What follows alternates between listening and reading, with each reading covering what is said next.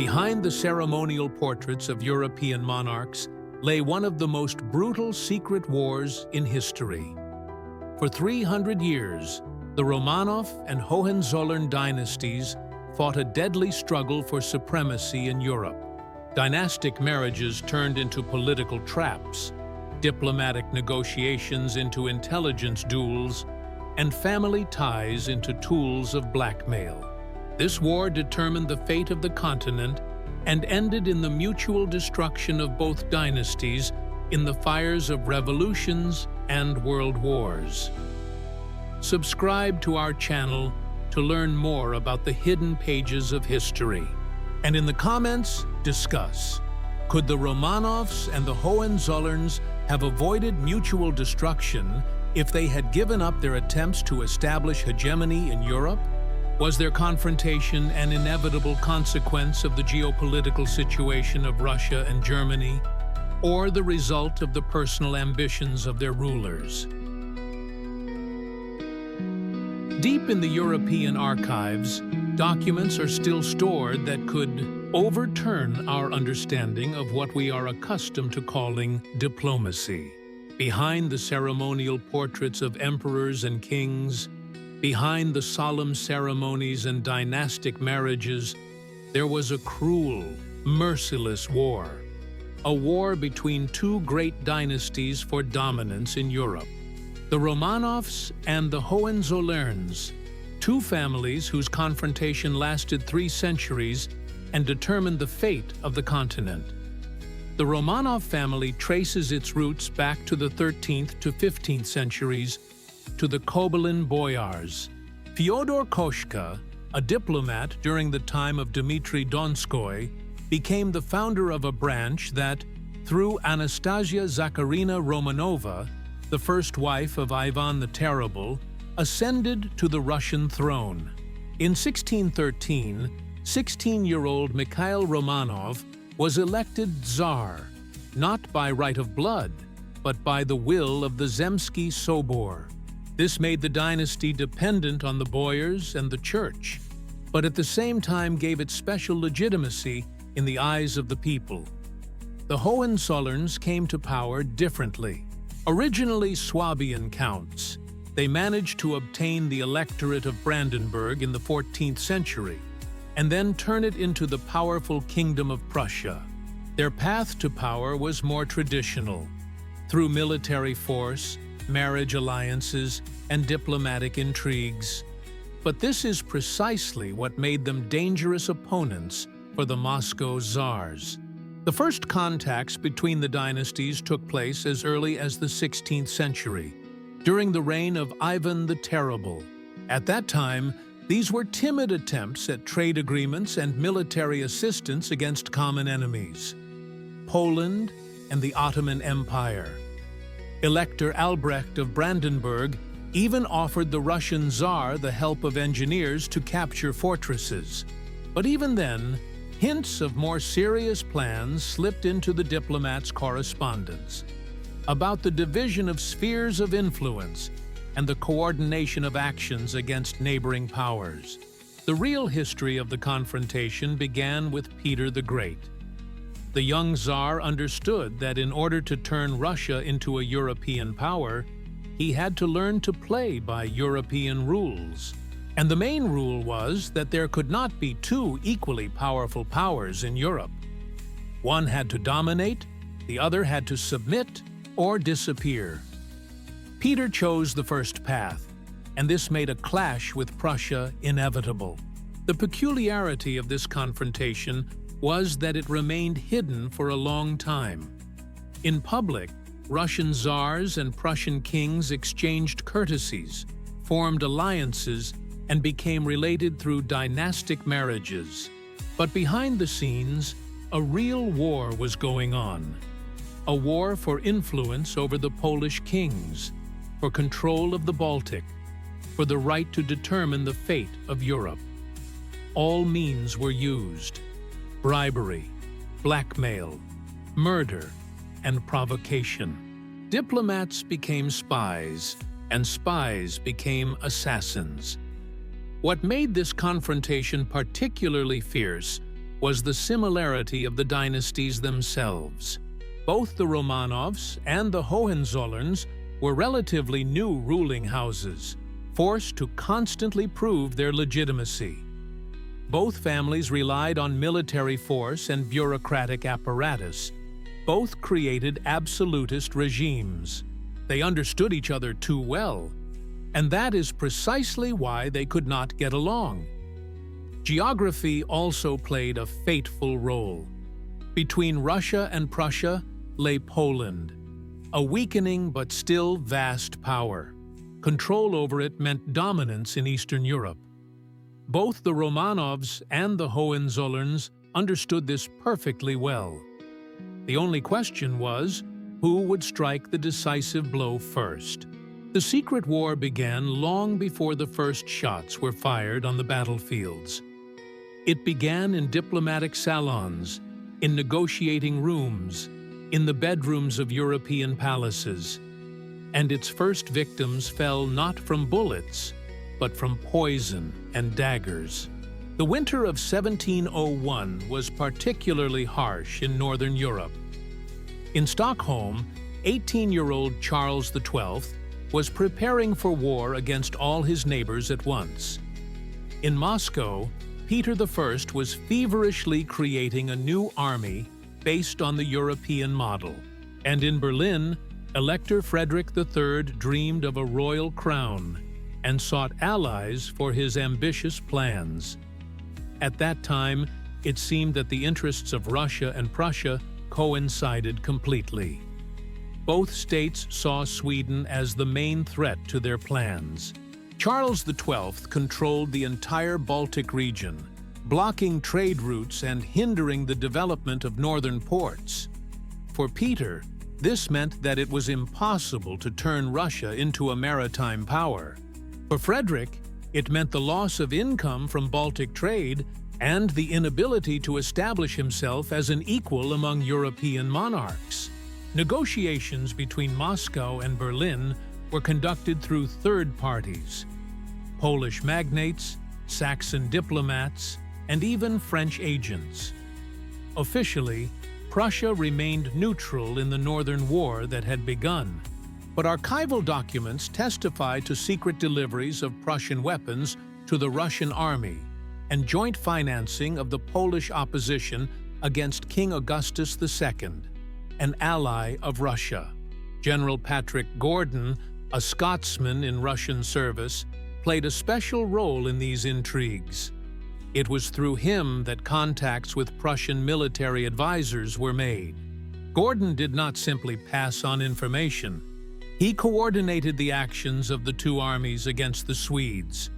When Russian troops besieged Narva, Prussian units staged demonstrations on the border of Pomerania, distracting Swedish reserves. The alliance's initial successes exceeded all expectations.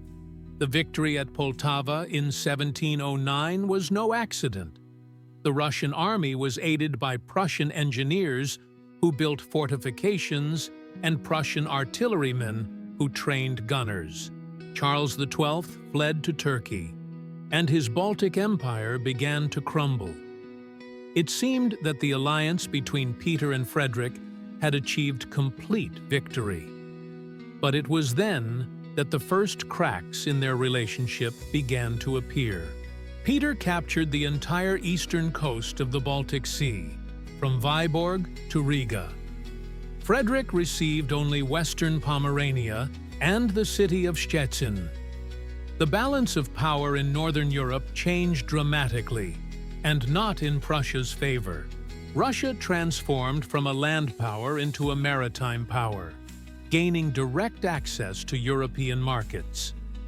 The alarm of Prussian politicians was heightened by reports from spies in St. Petersburg. The new Russian capital was built as a challenge to all of Europe. Its palaces eclipsed Versailles.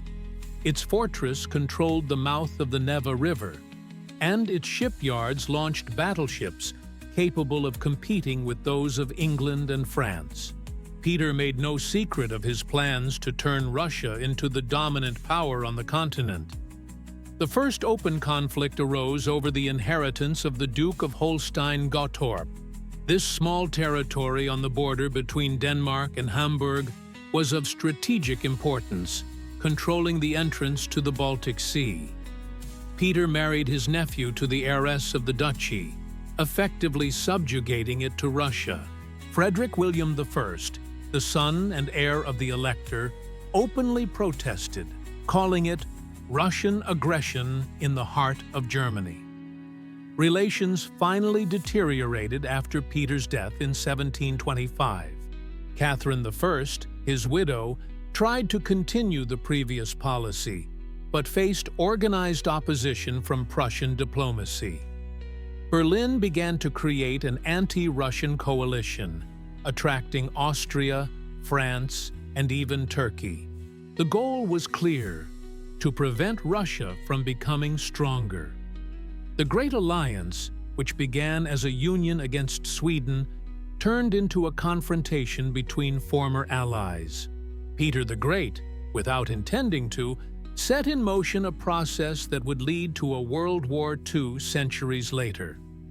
Russia and Prussia realized that there was no room for two great powers in Europe. One of them had to give way or disappear. The irony of history was that it was the success of the alliance that caused its collapse. Having defeated Sweden, Russia and Prussia were left face to face, without an external enemy to unite them. And then they discovered that their interests not only did not coincide, but were directly opposed to each other. A secret war began at that very moment, at the moment of triumph. And its first victims were the diplomats, who had tried to preserve peace between the two dynasties.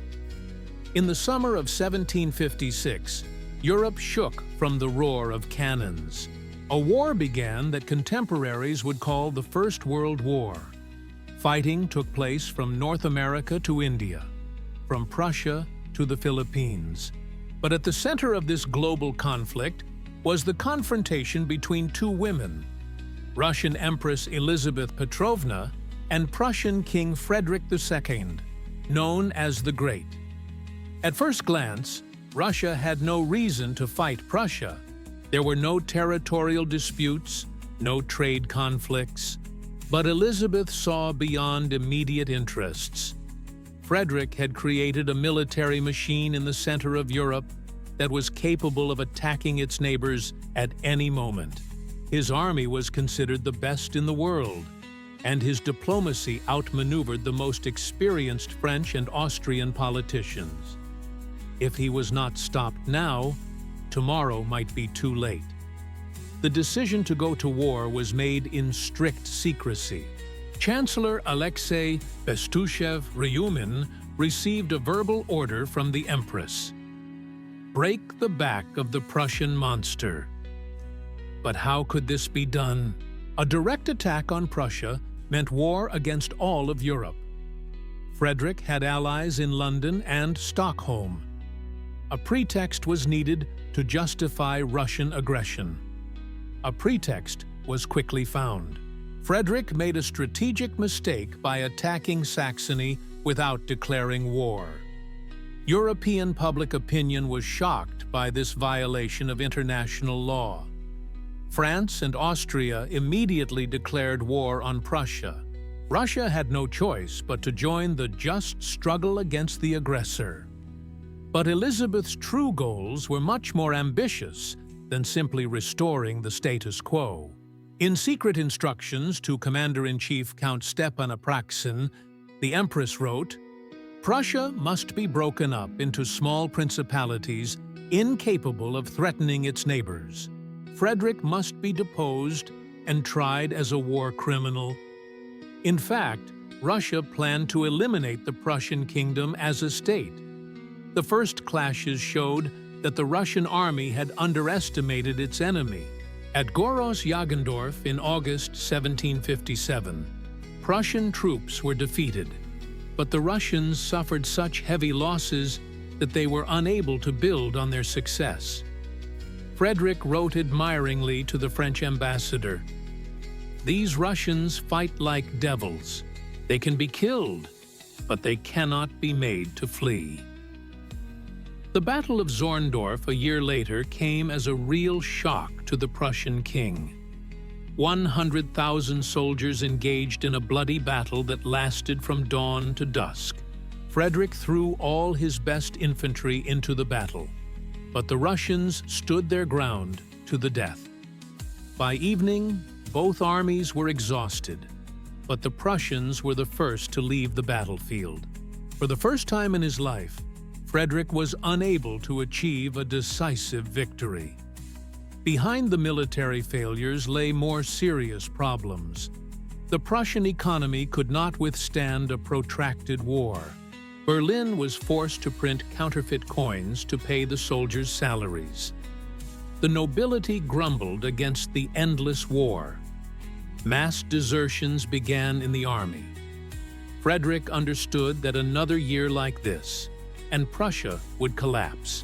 Salvation came from where no one expected it. On January 5, 1762, Elizabeth Petrovna died. Her nephew Peter III, an admirer of Frederick and the Prussian military system, ascended the throne. The new emperor not only ended the war, but also offered Prussia a military alliance against Austria and France. This sudden turn of events shocked all of Europe. Russia's allies accused St. Petersburg of betrayal. Russian generals did not hide their indignation. They were ready to finish off Prussia, but received orders to become its defenders. Count Alexander Butterlin, who commanded the Russian army, resigned, stating that he could not serve the enemies of the fatherland. Frederick, on the other hand, greeted the news of the truce with tears in his eyes. He called Elizabeth's death a miracle of the House of Brandenburg. But the Prussian king was too smart not to understand that this salvation was temporary. The Russians had not forgiven him for the humiliations of the 7 Years' War. Sooner or later, they would return to settle the score. The 7 Years' War was a turning point in the relationship between the two dynasties. Before it, the Romanovs and the Hohenzollerns were rivals, but not enemies. After it, they realized that peaceful coexistence was impossible. Europe was too small for two great powers. One of them had to disappear.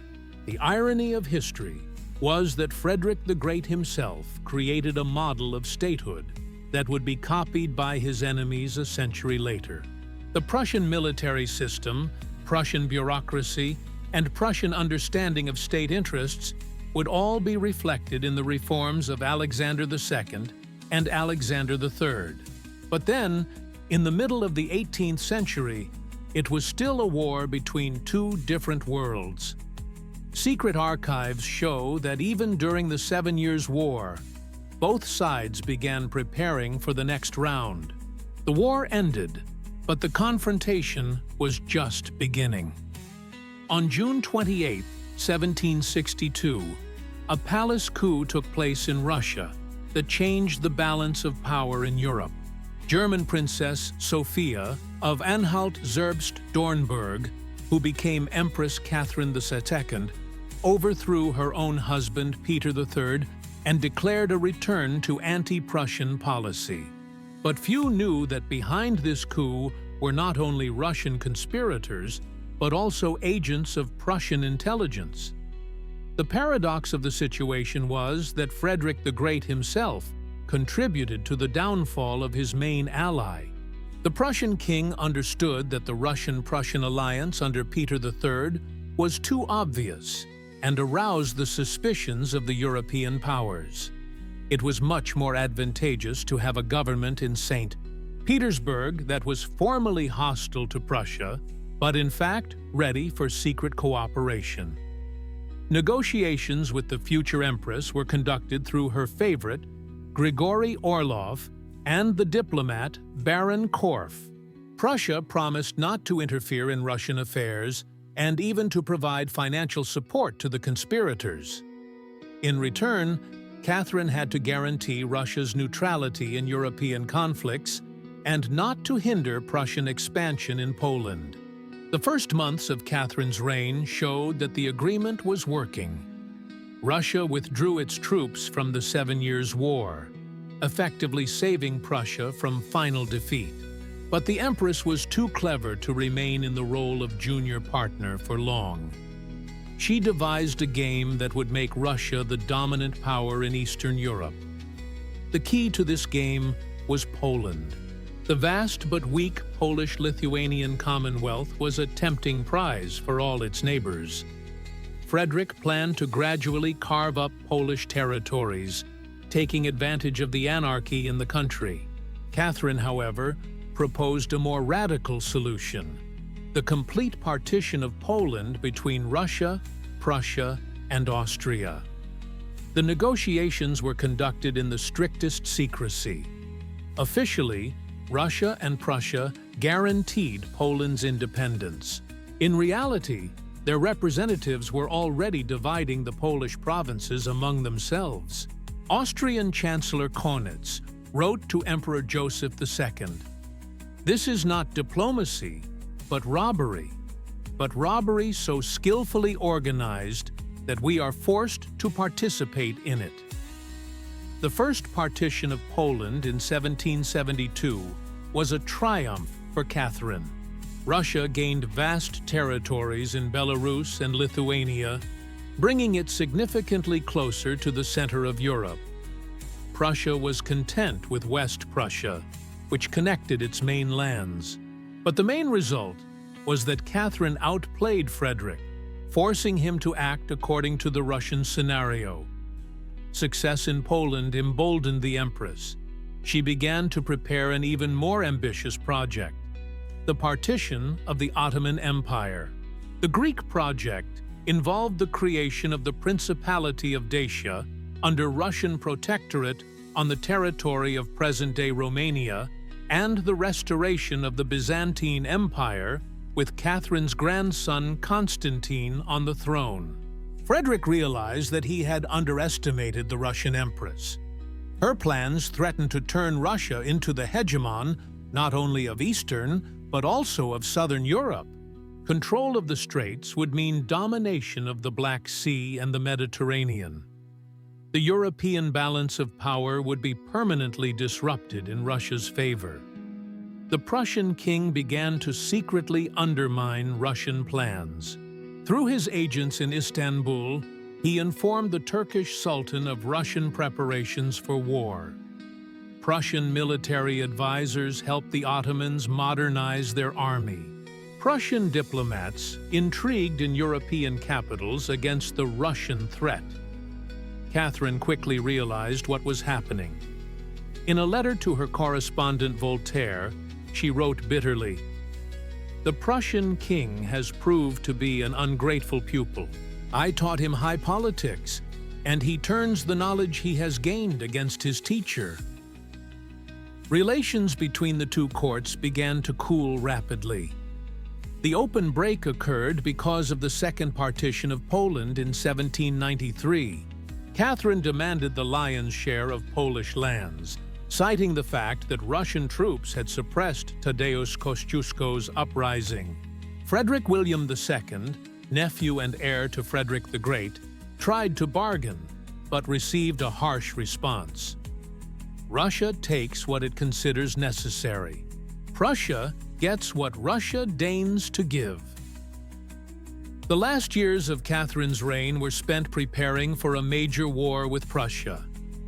The Empress understood that after her death, her heir Paul might change course. It was necessary to create a situation in which war would become inevitable, regardless of the wishes of the next ruler. Catherine's plan was simple and cunning.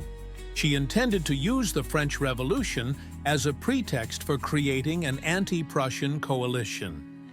Prussia, drawn into war with revolutionary France, would be forced to fight on two fronts. Its resources would not be able to withstand this. The Empress's death in November 1796 destroyed these plans. But the seeds of future conflict had already been sown. Catherine had turned Russia into a European superpower capable of dictating terms to its neighbors. Prussia, meanwhile, had learned a lesson it would never forget. Russia could not be cooperated with. It could only be defeated or subjugated. The secret war entered a new phase. Now, it was a struggle not just for influence, but for the very right to exist as independent states. On June 12, 1812, Napoleon's Grand Army crossed the Niemen River, beginning a campaign that would decide the fate of Europe. 600,000 soldiers from 20 nations marched on Moscow under the banners of the French Emperor. But few knew that this invasion was preceded by 6 years of complex diplomatic intrigues in which the secret rivalry between the Romanovs and the Hohenzollerns played a major role.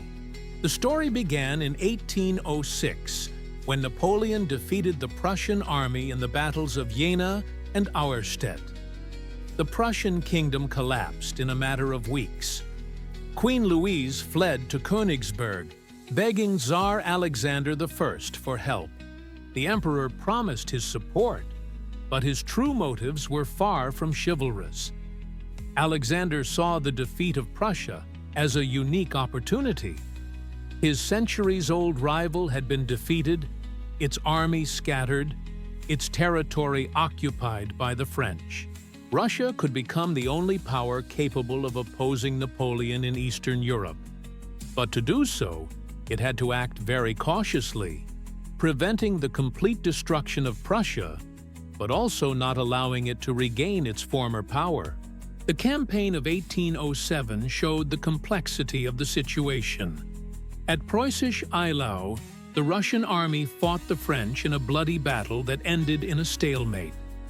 Alexander arrived with reinforcements, but did not rush to attack decisively. He allowed Napoleon to retreat, preserving his strength for future battles. The reason for this strange tactic became clear after Friedland. The Russian army was defeated, but not destroyed. Alexander gained a reason to negotiate with Napoleon without appearing to be a capitulant. The Treaty of Tilsit was a masterpiece of diplomacy. Russia formally became an ally of France, but retained complete freedom of action in the East. Prussia, however, fell victim to this diplomatic game. Under the Treaty of Tilsit, it lost half of its territory and had to pay a huge indemnity. French garrisons were stationed in Berlin and Magdeburg. The Prussian army was limited to 42,000 soldiers. In effect, Prussia became a French vassal. But Alexander underestimated the Prussians' ability to revive themselves. The reforms of Scharnhorst and Gneisenau created a new military system based on universal conscription and national patriotism. The universities of Berlin and Königsberg became centers of the German liberation movement.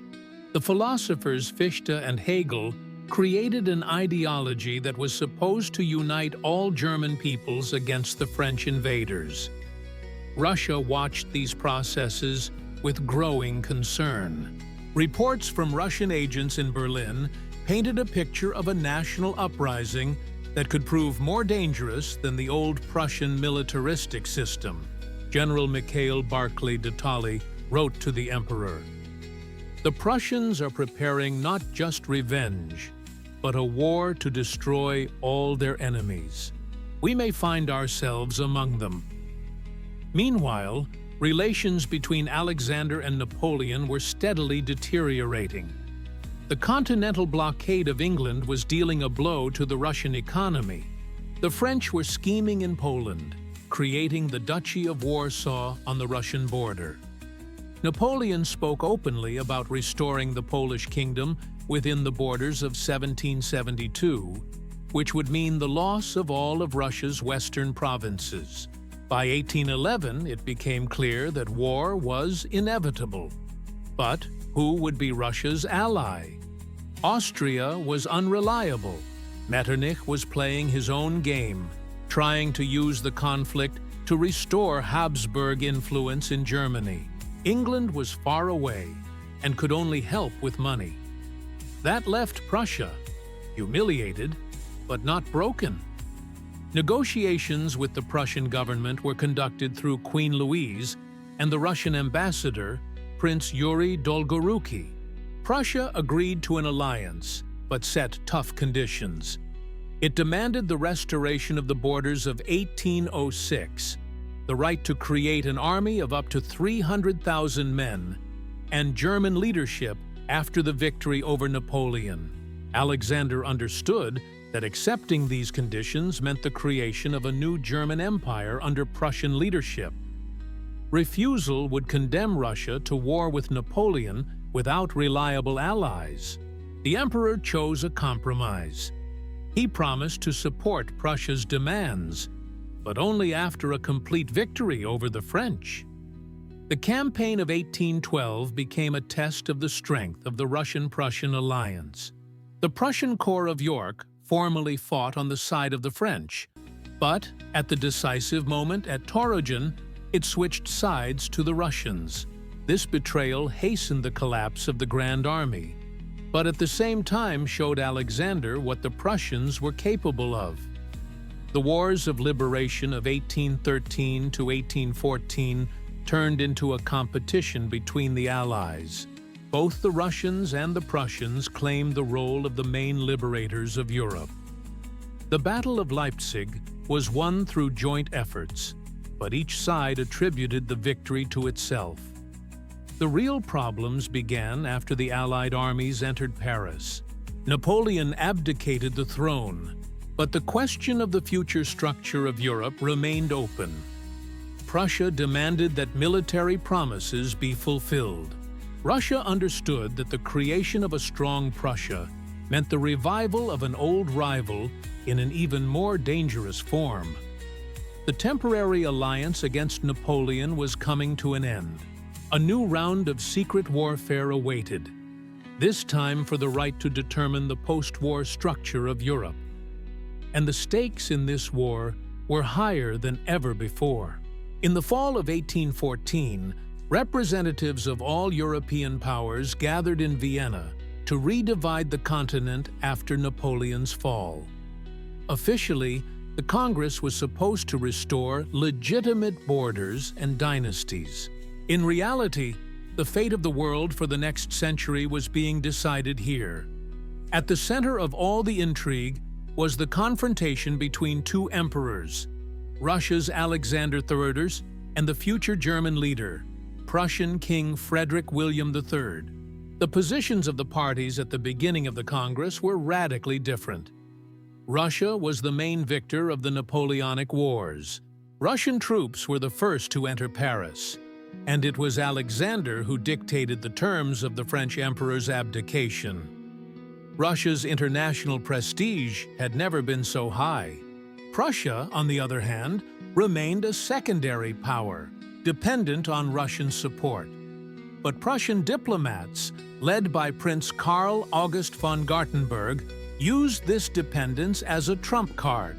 They convinced their allies that the excessive strengthening of Russia was dangerous for the European balance of power. A counterweight was needed in the form of a united Germany under Prussian leadership. Otherwise, Europe would simply replace one hegemon with another. The first serious conflict broke out over Poland. Alexander demanded the creation of the Kingdom of Poland under the Russian scepter. This would mean the restoration of Polish statehood within borders close to those of 1772, but with a Russian monarch at its head. In effect, Russia would gain control over all of Eastern Europe. Prussia categorically opposed such a decision. The restoration of Poland would deprive it of its western Polish lands, acquired during the partitions of the 18th century. In addition, a Polish state under Russian protectorate would become a springboard for further Russian expansion into Central Europe. Gartenberg openly stated, "We did not fight Napoleon in order to hand Europe over to the Russians." The negotiations reached an impasse. Alexander tried to use his authority as the victor, but was met with organized opposition. Austrian Chancellor Metternich, British Minister Castlereagh, and French diplomat Talleyrand formed an unofficial coalition against Russian claims. They played on the contradictions between Russia and Prussia, offering the Prussian king alternative compensation. The question of Saxony played a decisive role. This German state fought on Napoleon's side until the very end.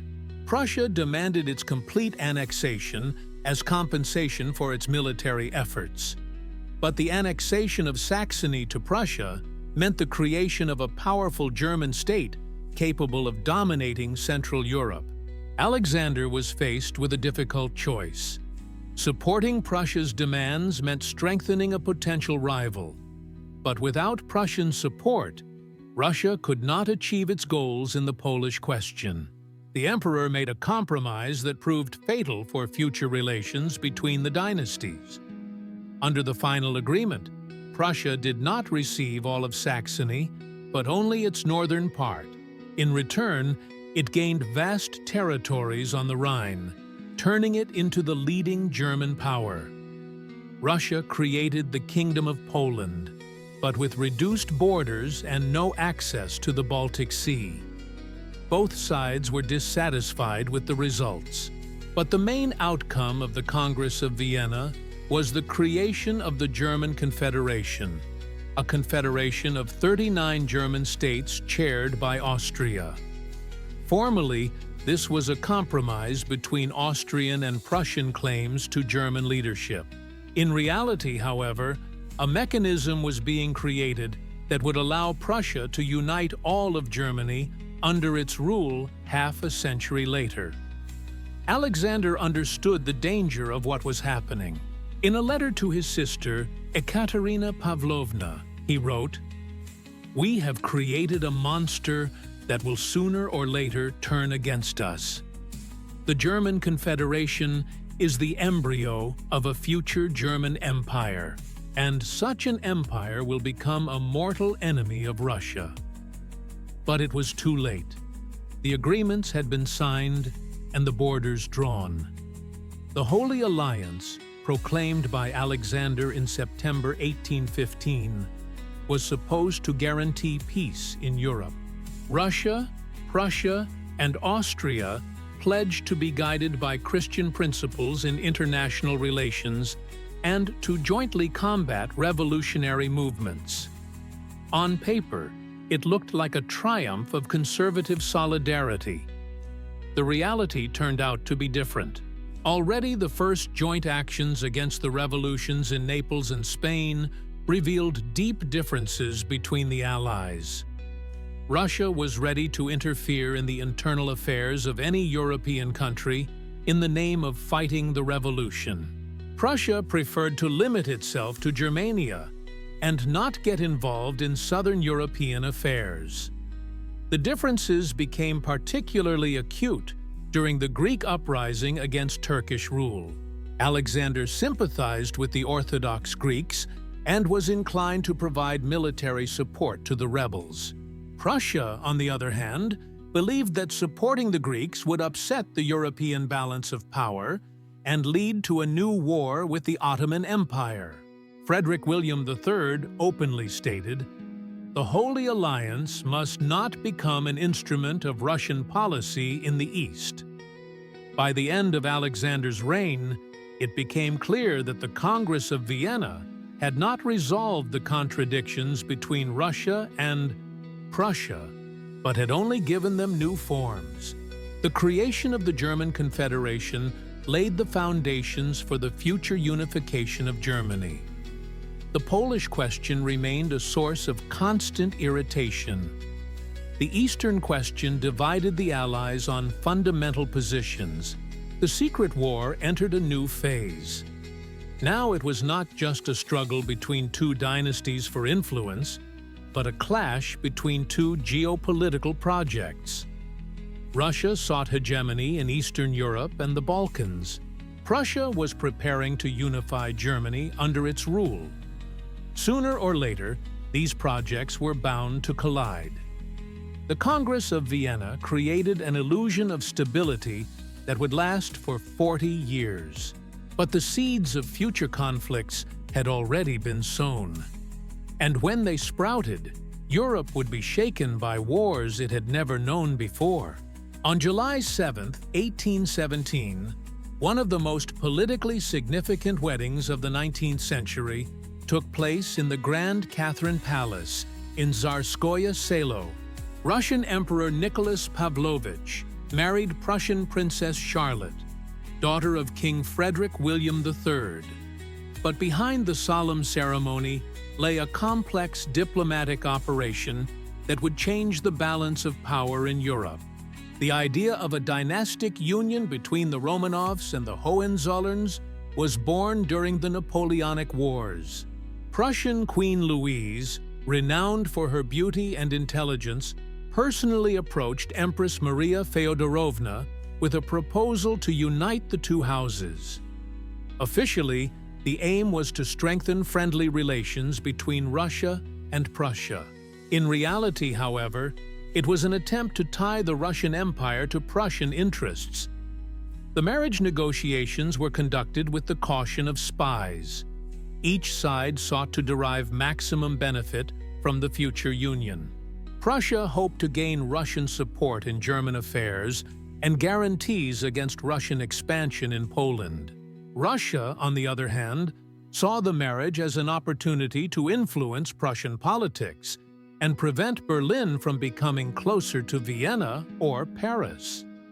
The choice of Grand Duke Nicholas was no accident. The third son of Emperor Paul had no chance of ascending to the throne while his older brothers Alexander and Constantine were alive. His marriage to a foreign princess did not cause concern at the Russian court. But Prussian diplomats thought strategically. They were betting on the future, intuitively understanding that Nicholas could become the next Russian emperor. Princess Charlotte was the ideal candidate for such a political game. Beautiful, educated, and fluent in several languages, she made an excellent impression on the Russian court. But most importantly, she was the beloved daughter of the Prussian king and sister of the heir to the throne, the future Frederick William IV. This made her not just the wife of the Russian Grand Duke, but a potential channel of Prussian influence in Russia. Negotiations on the marriage were conducted in parallel with the resolution of important European issues. In 1816, Prussia needed Russian support to strengthen its position in the German Confederation. The liberal reforms of Prussian Chancellor Gartenberg caused discontent among the Austrian emperor, who feared the spread of constitutional ideas in Germany. Russia could become a guarantor of Prussian reforms, but only on condition of a dynastic union. The wedding became a grand political spectacle. Representatives of all European courts arrived in St. Petersburg. Prussia was represented by a large delegation headed by the bride's brother, Prince Wilhelm. The ceremony was designed to demonstrate to the world the indestructibility of the Russian-Prussian alliance. Princess Charlotte, who converted to Orthodox Christianity and took the name Alexandra Feodorovna, quickly gained popularity in Russian society. She patronized the arts, engaged in charity work, and spoke Russian without an accent. But most importantly, she became her husband's confidant in political matters. Nicholas Pavlovich consulted with his wife on all important decisions, and she skillfully guided his sympathies in a pro-Prussian direction. Alexandra Feodorovna's influence grew particularly strong after the Decembrist uprising.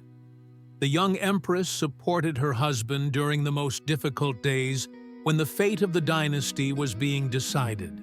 Her letters to relatives in Berlin contained detailed reports on the situation in Russia and requests for moral support. The Prussian court closely followed developments, ready to help its son-in-law if necessary. But the calculations of Prussian politicians were only partially justified. Nicholas I did indeed sympathize with Prussia and maintained friendly relations with his father-in-law. However, he remained first and foremost the Russian emperor, for whom the interests of Russia took precedence over family ties. When Prussian policy contradicted Russian plans, Nicholas chose Russia without hesitation. The first serious test of the dynastic union came during the Polish uprising of 1830. Prussia secretly supported the rebels, hoping to weaken Russian positions in Poland. Nicholas demanded that his father-in-law stop helping the rebels and close the border to Polish emigrants. Frederick William III was forced to give in, but relations between son-in-law and father-in-law cooled noticeably. An even more acute conflict arose over the Eastern question. The Russo-Turkish War of 1828 to 1829 alarmed all of Europe. Prussia feared Russia's excessive strengthening in the Balkans and secretly supported the Turkish Sultan. Nicholas was outraged by his allies' duplicity and openly declared to the Prussian ambassador, "Family ties should not interfere with state interests." The Revolution of 1848 in Prussia played a special role in cooling relations. Nicholas was ready to provide military assistance to his father-in-law to suppress the liberal movement. But Frederick William IV, who succeeded his father on the throne, refused Russian support. He preferred a compromise with the revolutionaries, which caused the indignation of the Russian emperor. The dynastic marriage, conceived as a means of bringing the two powers closer together, gradually became a source of mutual resentment and distrust. Alexandra Feodorovna was painfully affected by the conflicts between her husband and his relatives. In letters to her brother, she complained, "Politics is destroying family ties. I have to choose between my duty as a wife and my love for my homeland." By the end of Nicholas I's reign, it had become clear that dynastic marriages could not change the logic of geopolitical confrontation. The personal sympathies of monarchs gave way to state interests. Family ties could facilitate diplomatic negotiations, but they could not prevent wars. The Crimean War marked the final collapse of illusions about the possibility of friendly relations between the Romanovs and the Hohenzollerns. Prussia took a hostile neutral stance, effectively supporting the anti-Russian coalition. Nicholas perceived this as a personal betrayal by his brother-in-law, Frederick William IV. Alexandra Feodorovna experienced the family drama as a national tragedy. She understood that her marriage, intended to unite the two dynasties, had become a symbol of their final breakup. Dynastic ties did not become a weapon of diplomacy. They became its victim. The secret war entered a new, more brutal phase. Now, it was not just a struggle of state interests, but a conflict that had taken on a personal dimension. Family grievances compounded political differences, making reconciliation even more impossible. On October 16, 1853, the Ottoman Empire declared war on Russia. Formally, the conflict began over a dispute about the rights of Christian pilgrims in the Holy Land. In reality, it was the first attempt by the European powers to use military force to stop Russian expansion in the south. And at the center of the anti-Russian coalition was, unexpectedly, Prussia, a dynastic ally linked to Russia by ties of kinship and long-standing friendship. The irony of the situation was that it was Nicholas I who helped the Prussian Hohenzollerns remain on the throne during the Revolution of 1848. When the Berlin barricades threatened to overthrow the monarchy, the Russian emperor offered military assistance to suppress the rebellion. Frederick William IV then refused Russian bayonets, but the offer of help was sincere. Now the situation has changed dramatically. Prussia not only failed to support its ally, but also took an openly hostile position. Prussian diplomats intrigued against Russia in European capitals. Prussian bankers financed Turkish military purchases. Prussian military advisors helped modernize the Ottoman army. Officially, Berlin proclaimed armed neutrality, but this neutrality was directed exclusively against Russia. When England and France demanded that the German states close their ports to Russian ships, Prussia was the first to comply. When the anti-Russian coalition sought bases for its troops in Northern Europe, Prussia provided them with its fortresses. The Russian court was particularly hurt by the position of Queen Mother Elizabeth Ludovica, sister of Alexandra Feodorovna. Instead of using family ties to bring about reconciliation, she actively supported her son's anti-Russian policy. In letters to her daughter, she justified Prussia's position as necessary to protect Europe from Russian despotism. Nicholas took this behavior by his relatives as a personal insult. In a conversation with the Austrian ambassador, he bitterly remarked, "I thought that family ties meant something in politics. It turns out that they are nothing compared to state interests. Fine, we'll play by these rules." Alexandra Feodorovna found herself in a tragic situation. On the one hand, she was the Russian empress and had to support her husband's policies. On the other hand, her own brother was effectively at war with Russia. The empress tried to play the role of mediator, but her letters to Berlin went unanswered. The Prussian court made it clear that family feelings should not influence high politics. The mobilization of the Prussian army in the spring of 1854 came as a real shock to Russia. Formally, it was directed against a possible French threat, but the troops were deployed on the Russian border. 200,000 Prussian soldiers took up positions from Danzig to Krakow, posing a direct threat to the western provinces of Russia. Nicholas was forced to transfer significant forces from the Turkish front to defend the western borders. This decision proved fatal. The weakening of the Danube army allowed Anglo-Franco-Turkish troops to land in Crimea and besiege Sevastopol. Prussia achieved its goal. Russia was forced to fight on two fronts. Russia's diplomatic isolation reached its peak in the winter of 1854 to 1855. Prussia actively participated in the creation of a German coalition against Russia. Austria, Bavaria, Saxony, and most of the smaller German states. For the first time in 2 centuries, all of Germany united against Russia. Prussian Prime Minister Otto von Manteuffel played a special role in the anti-Russian campaign. He openly declared, "Russia must be pushed back beyond the Dnieper. Western Europe cannot tolerate Russian domination in Poland." In fact, Prussia returned to the plans of Frederick the Great to eliminate Russia as a great power. The death of Nicholas I in February 1855 did not change the Prussian position.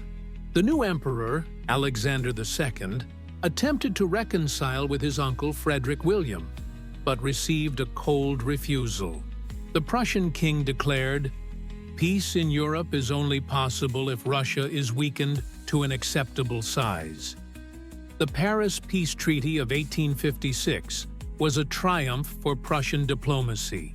Russia lost the right to have a fleet on the Black Sea, was deprived of its protectorate over the Danubian principalities, and returned the important fortress of Kars to Turkey. The European balance of power was restored at the expense of Russia's humiliation. But the main victim of the Crimean War was the dynastic ties between the Romanovs and the Hohenzollerns. What had been built up over decades collapsed in 3 years of war. Alexandra Feodorovna never forgave her brother for betraying the family's interests. Until the end of her life, she refused to correspond with her Prussian relatives. Alexander II drew strategic conclusions from the Crimean War. He understood that at a critical moment, Russia could count on no one but itself.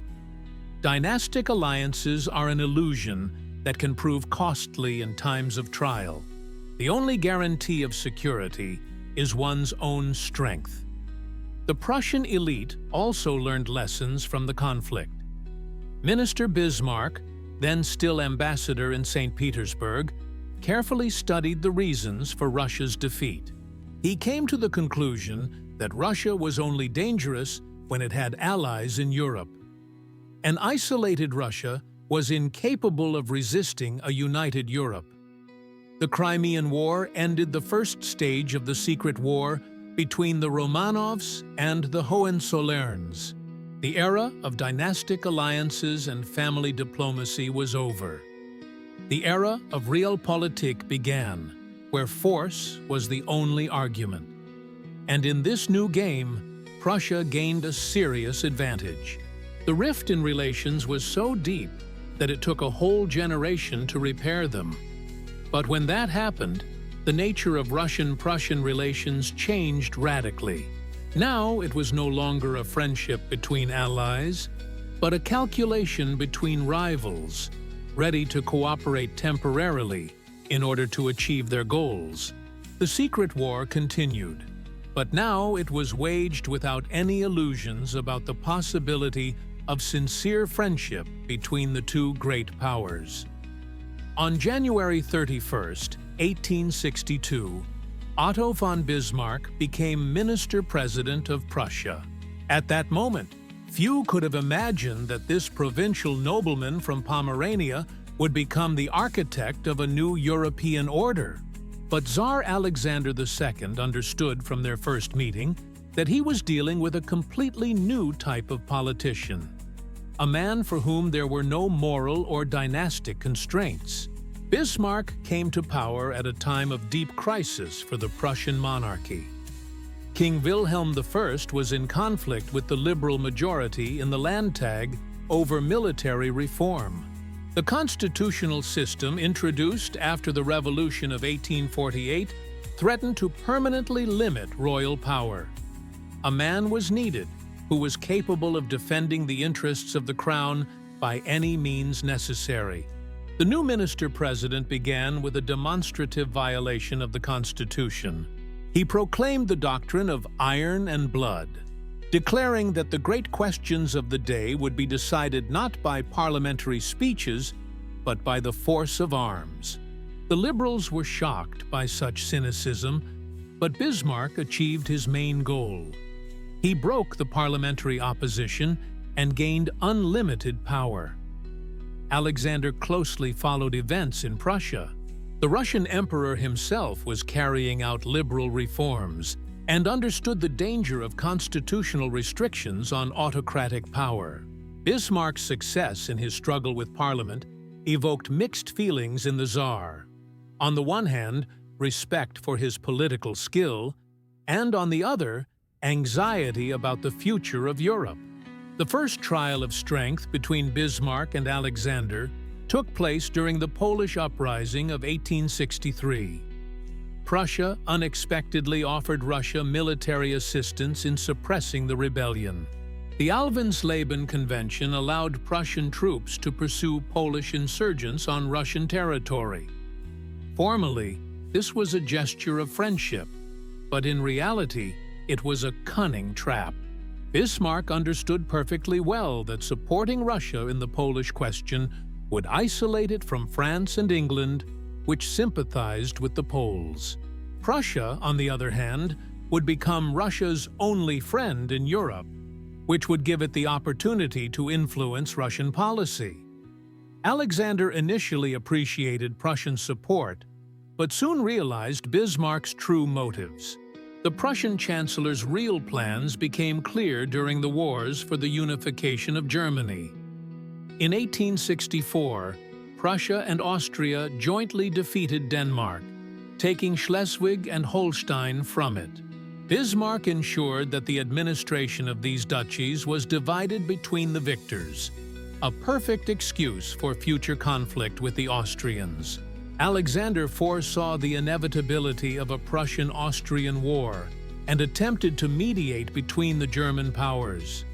However, Bismarck rejected Russian mediation, stating that Germany must decide the question of its leadership itself. In fact, this was the first open disregard for Russian interests on the part of the new Prussian leadership. The 7 Weeks' War of 1866 shocked the whole of Europe. The Austrian army was defeated in a matter of weeks. Austria was excluded from the German Confederation, and Prussia became the undisputed leader of northern Germany. The speed and decisiveness of the Prussian victory made a strong impression on Alexander, but at the same time alarmed him. The Russian emperor understood that the creation of a unified Germany under Prussian leadership would radically change the European balance of power. The new state, with a population of over 50 million, would become the most powerful continental power. Russia would have to deal not with a relatively weak Prussia, but with a German empire capable of challenging the whole of Europe. Bismarck masterfully exploited Russian fears to achieve his goals. During the Franco-Prussian War of 1870–71, he persuaded Alexander to remain neutral, promising in return to support the repeal of the humiliating articles of the Treaty of Paris. Russia gained the right to rebuild its fleet on the Black Sea, while Germany gained complete freedom of action against France. The creation of the German Empire in the Hall of Mirrors at Versailles was a triumph for Bismarck's policy. But for Alexander, it was a painful reminder of how he had been outmaneuvered by the Prussian chancellor. Russia had helped Germany unify, receiving only a partial revision of the Treaty of Paris in return. The balance of power in Europe had shifted away from Russia.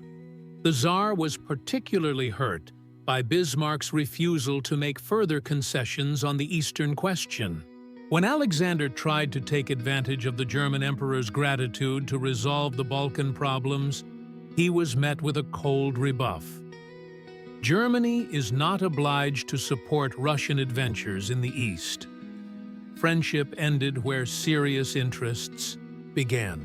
The Eastern crisis of the mid-1870s finally ruined relations between the Tsar and the Chancellor.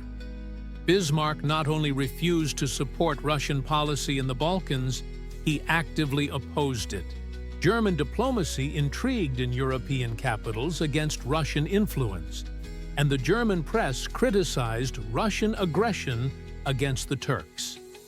The confrontation culminated in the Congress of Berlin in 1878. Bismarck acted as an honest broker, but his mediation resulted in a diplomatic defeat for Russia.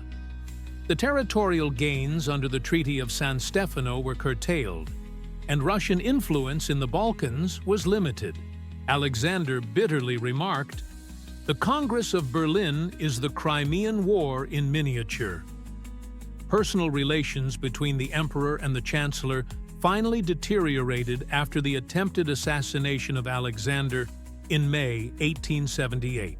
Bismarck not only failed to express his condolences, but also told the German ambassador in St. Petersburg, "The regicides are doing a service to European civilization." Such cynicism shocked even the Russian court, which was accustomed to everything. The last years of Alexander II's reign were spent preparing for the inevitable clash with Germany. The Tsar understood that Bismarck had created a mechanism that would sooner or later lead to a major European war. The German Empire was too strong for the continent, but not strong enough to achieve complete domination. This made conflict inevitable. Bismarck greeted the assassination of Alexander II on March 1, 1881, with ill-concealed satisfaction. He expected the young Alexander III to be a more agreeable partner, but the German chancellor was sorely mistaken. The new Russian emperor drew entirely different lessons from his confrontation with Bismarck. The secret war between the Iron Chancellor and the Russian Tsars showed that the era of personal diplomacy was over. Now, politicians who prioritized state interests over moral considerations were active in Europe. In this new game, the winner was the one who was the first to abandon illusions and rule by force alone. Bismarck won the first round of the confrontation with the Romanovs, but his victory was so complete that it made a future war between Russia and Germany virtually inevitable. The architect of German unity himself laid the foundation for the future catastrophe. On an April morning in 1876, an event took place in the Bulgarian village of Batash that shook the whole of Europe. Turkish Başibozuks massacred the local Christian population, killing more than 15,000 civilians. News of the mass murder spread throughout European capitals, causing a wave of outrage. But few understood that behind this tragedy lay a new round of secret warfare between Russia and Germany for influence in Europe. Alexander II saw the events in the Balkans as a unique opportunity to restore Russia's position on the international stage. After the humiliations of the Crimean War and diplomatic defeats in the German question, Russia needed a success. The liberation of the brotherly Slavic peoples from Turkish rule could be such a success, provided that the European powers did not intervene in the conflict. Bismarck understood the danger of Russian plans in the Balkans from the very beginning. The strengthening of Russia in the south automatically meant a weakening of German positions in Europe, but direct opposition to the Tsar's ambitions threatened to destroy the fragile balance that the Chancellor had so carefully built after the unification of Germany. A more subtle game was needed. The Triple Alliance, concluded in 1873 between Russia, Germany, and Austria-Hungary, was supposed to guarantee peace in Eastern Europe. In reality, however, it became an instrument of German policy aimed at preventing Russian expansion. Bismarck masterfully played on the contradictions between St. Petersburg and Vienna, not allowing either side to gain a decisive advantage. When the Russo-Turkish War began in April 1877, Bismarck officially declared Germany's neutrality. But this neutrality was openly pro-German. German banks lent money to Turkey. German military advisors helped modernize the Ottoman army, and German diplomats intrigued against Russia in European capitals. Austrian Foreign Minister Count Gyula Andrassy played a special role in the anti-Russian campaign. The Hungarian aristocrat hated Russia with all his heart, remembering Russia's assistance to Austria in suppressing the Hungarian Revolution of 1848–49. Bismarck skillfully exploited these feelings, pushing Andrassy to actively oppose Russian policy. The first months of the war were unsuccessful for the Russians. The Turks put up unexpectedly stubborn resistance, and the Russian army suffered heavy losses during the siege of Plevna. The European press wrote maliciously about Russian impotence and the collapse of Slavic illusions. Bismarck closely monitored the course of the fighting, preparing to intervene in case of excessive Russian success. But in the winter of 1877 to 1878, the situation changed dramatically. The fall of Plevna opened the way for Russian troops to Istanbul. Turkish resistance began to crumble, and the Ottoman army retreated across the entire front. By February, Russian troops had reached the outskirts of the Turkish capital, and the Sultan requested peace. The Treaty of San Stefano, signed on March 3, 1878, was a triumph for Russian diplomacy. Russia gained southern Bessarabia and fortresses in the Caucasus, while Greater Bulgaria was created in the Balkans under Russian protectorate. In fact, the entire Balkan Peninsula came under Russian influence. The European balance of power was disrupted in Russia's favor. Bismarck understood that if urgent measures were not taken, Russia would become the hegemonic power on the continent. Control of the Straits would mean dominance in the Black Sea and the Eastern Mediterranean. Russian troops in Bulgaria would threaten Austrian interests in the Balkans. The new balance of power in Europe was unacceptable to Germany. The Chancellor began to form an anti-Russian coalition. Austria-Hungary was ready to fight to preserve its Balkan positions. England could not allow Russian control of the Straits. France, although sympathetic to Russia, did not want its eastern neighbor to become too powerful. Even Italy expressed its willingness to support a revision of the Treaty of San Stefano. The threat of a new major European war became a reality in the spring of 1878. Austrian troops concentrated on the border with Serbia. The English fleet entered the Dardanelles, and French diplomats probed for the possibility of revenge for the defeat of 1870. Alexander was faced with a choice: a major war or diplomatic concessions. Bismarck offered his services as an honest broker to resolve the Eastern crisis. The Congress of Berlin, which opened on June 13, 1878, was supposed to review the results of the Russo-Turkish War. Formally, Germany acted as a mediator, but in reality, the Chancellor planned a diplomatic defeat for Russia. The Russian delegation was led by Chancellor Prince Alexander Gorchakov, an experienced diplomat, but already elderly and ill. He understood the hopelessness of the Russian position, but was obliged to defend the interests of the empire. Opposite him sat Bismarck, in the prime of his power and political skill, supported by all the leading European powers. From the outset, the negotiations did not go in Russia's favor. Greater Bulgaria was divided into two parts: the autonomous Principality of Bulgaria and the Turkish province of Eastern Rumelia. Austria-Hungary was granted the right to occupy Bosnia and Herzegovina. England took Cyprus. Russia retained only part of its territorial gains in the Caucasus.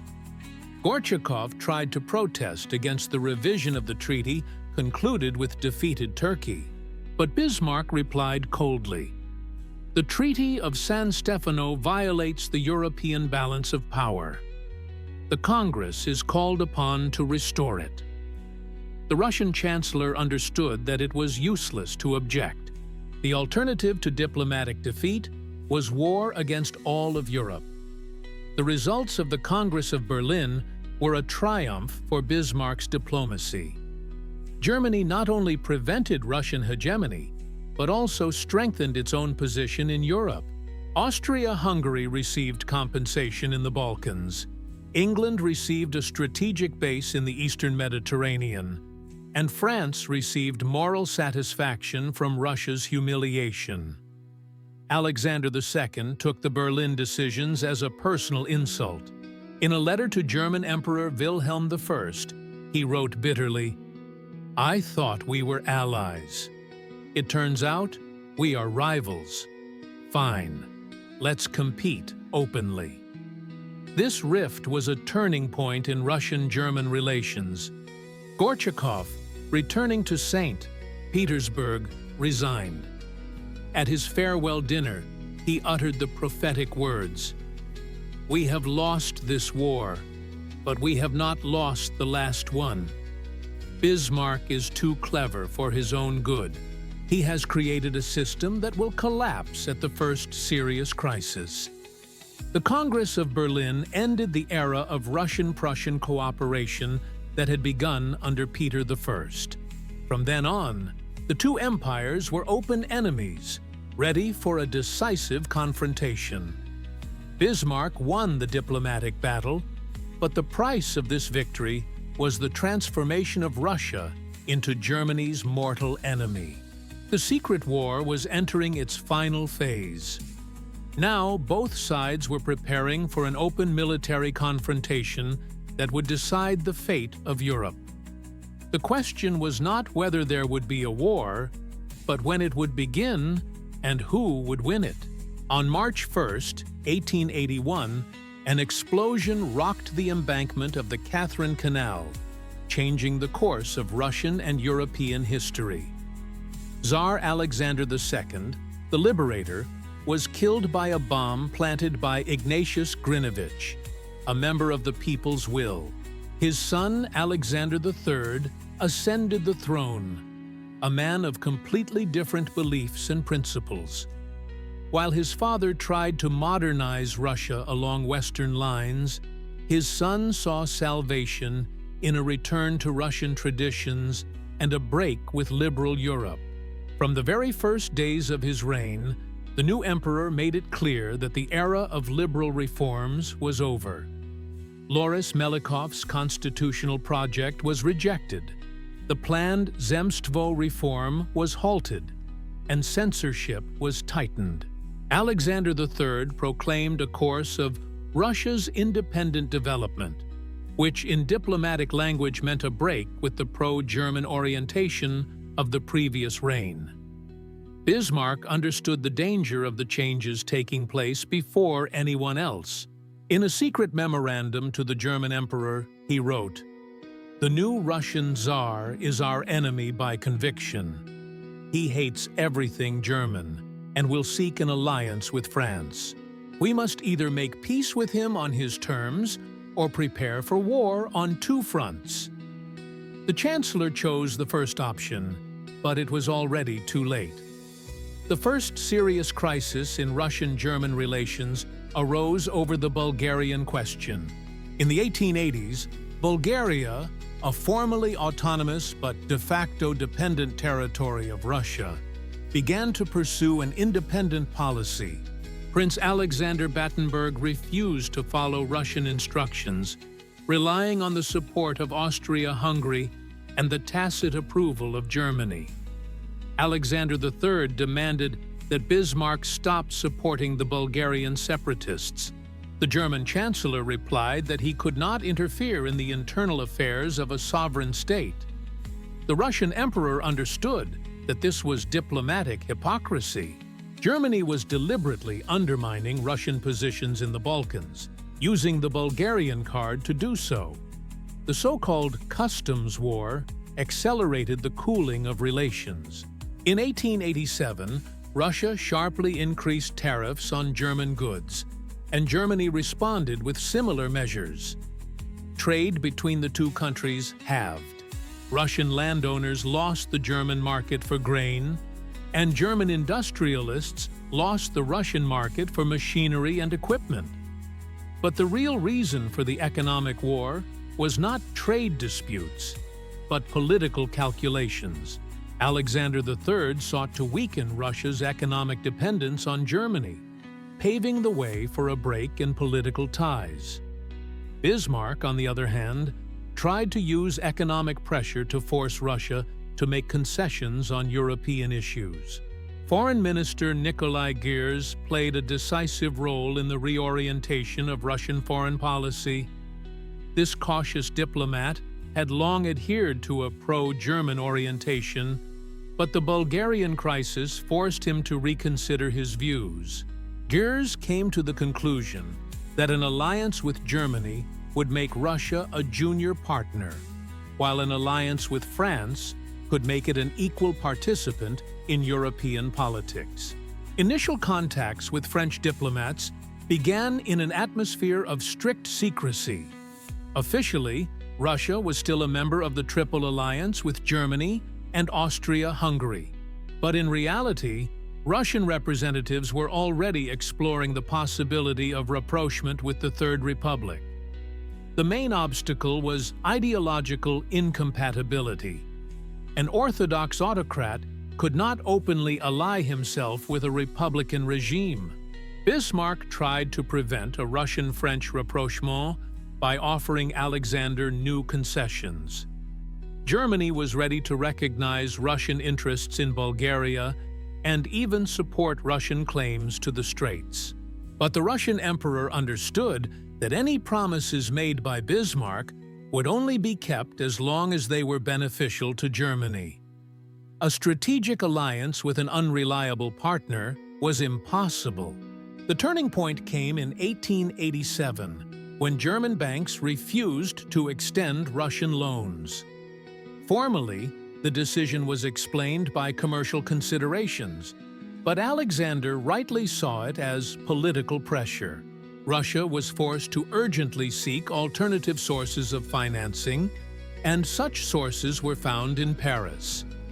The first Russian loan in France was placed with great success. French rentiers eagerly bought Russian securities, seeing in them not only a profitable investment of capital, but also a patriotic duty. The money of the French bourgeoisie was supposed to help Russia prepare for revenge against their common German enemy. A military convention between Russia and France was signed in strict secrecy in August 1891. The document provided for mutual assistance in the event of an attack by Germany or its allies. In fact, a military bloc was created to counter German hegemony in Europe. Bismarck, dismissed by the young Kaiser Wilhelm II, could only watch the collapse of his diplomatic system. The Russian-French alliance was officially formalized in 1894 during a visit by a French squadron to Kronstadt. Alexander III, known for his dislike of ceremonies, personally greeted the French sailors and even stood to listen to the revolutionary Marseillaise. This gesture made a huge impression on European public opinion. The Russian autocrat had publicly allied himself with the French Republic. The creation of the Russian-French alliance radically changed the balance of power in Europe. Germany found itself surrounded by hostile states, France to the west and Russia to the east. Bismarck's nightmare of a war on two fronts had become a reality. Now, any European conflict threatened to escalate into a general war. Alexander III did not live to see the Great War, dying in October 1894. But his political course was continued by his son, Nicholas II. The Russian-French alliance became the cornerstone of European politics for the next 20 years. The secret war between the Romanovs and the Hohenzollerns was approaching its bloody denouement. Russia's turn towards France was not just a diplomatic maneuver, but a civilizational choice.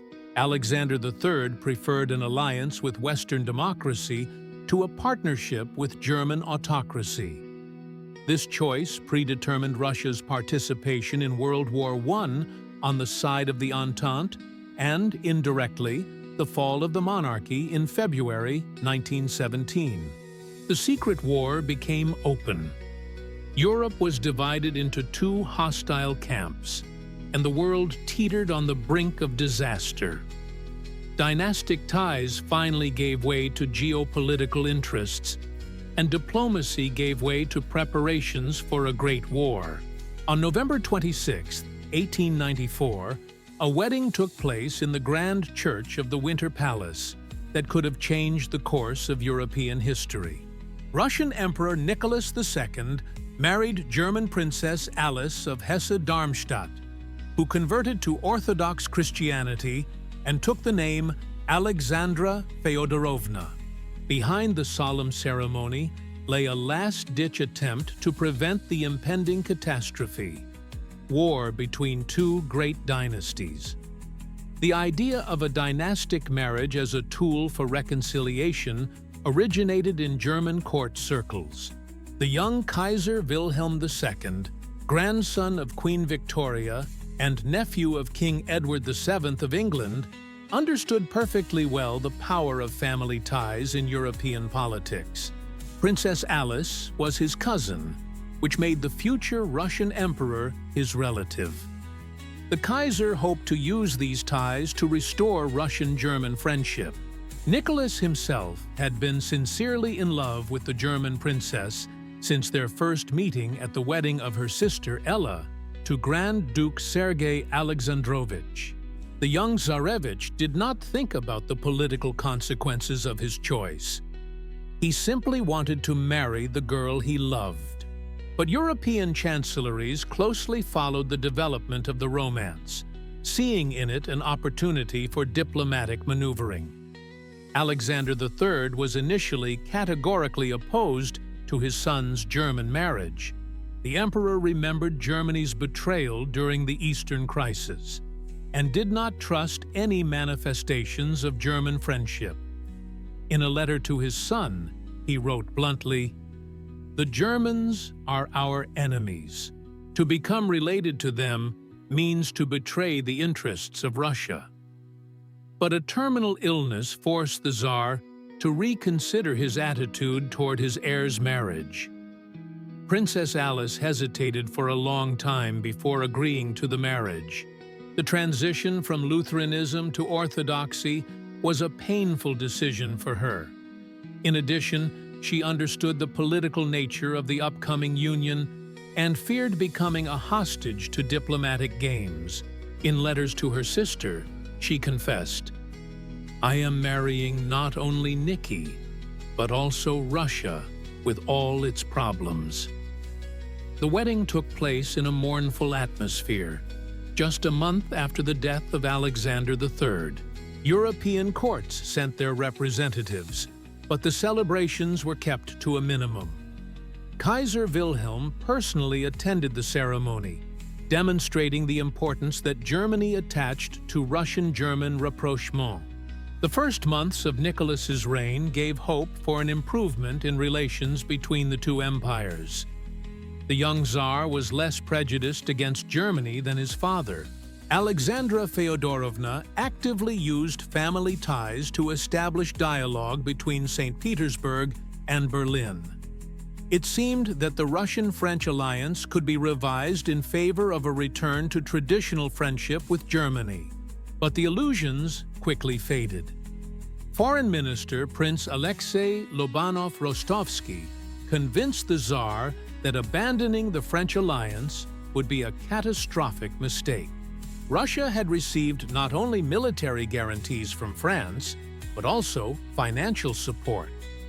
The German proposals, on the other hand, were declarative in nature and were not backed up by specific commitments. The Armenian question became a real test for the dynastic marriage. The mass killings of Armenians in the Ottoman Empire in 1895 to 1896 caused outrage throughout Europe. Alexandra Feodorovna, raised in liberal traditions, demanded that her husband take active measures to protect Christians. But Nicholas understood that pressure on Turkey would lead to conflict with Germany, which supported the Sultan.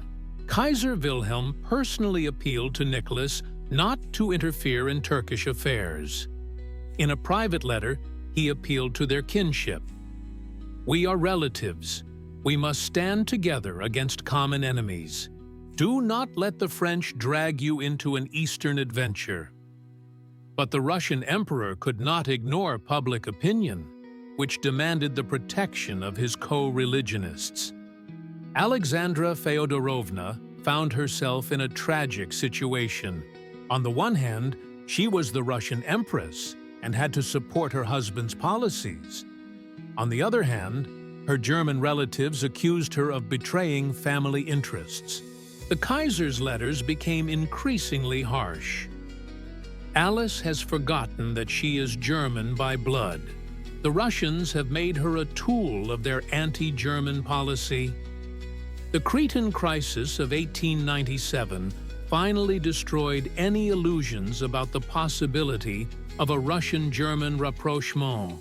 When the Cretan Greeks rose up against Turkish rule, Russia supported the rebels, while Germany sided with Turkey.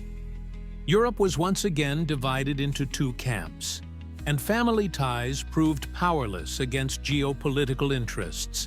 The conflict was particularly painful for the royal couple. Nicholas loved his wife, but could not sacrifice Russian interests for the sake of family peace. Alexandra understood her husband's position, but suffered from the break with her relatives. In her diary, she wrote, "Politics destroys families. I have to choose between my duty as empress and my love for my own family." The last attempt to use dynastic ties to prevent war was the meeting between Nicholas and Wilhelm in Björkö in the summer of 1905. The Kaiser proposed a secret alliance treaty to the Russian emperor, directed against England. The treaty was signed during a friendly yacht trip, but it was never ratified. The Russian government refused to violate its obligations to France. The Björkö Agreement was the Kaiser's last attempt to win Russia over to his side. After the failure of this initiative, German diplomacy finally declared Russia an enemy. Dynastic ties were no longer seen as a factor capable of influencing grand politics. Europe was rapidly heading towards war. Alexandra Feodorovna was deeply distressed by the collapse of her peacemaking efforts. She understood that her marriage, intended as a bridge between Russia and Germany, had become a symbol of their irreconcilability.